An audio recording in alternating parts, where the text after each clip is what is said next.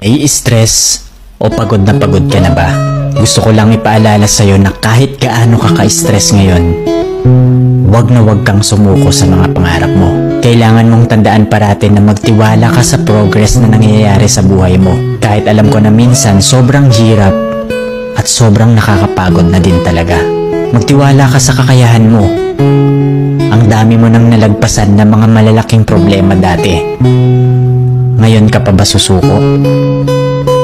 Patuloy ka lang na lumaban. Ang pakiramdam mo ngayon na nahuhuli ka na sa buhay, siguro dahil nakikita mo yung mga kakilala mo o yung mga kaibigan mo pakonti-konti may na-achieve na sila. Parati mong tandaan na lahat tayo ay may kanya-kanyang timeline sa buhay.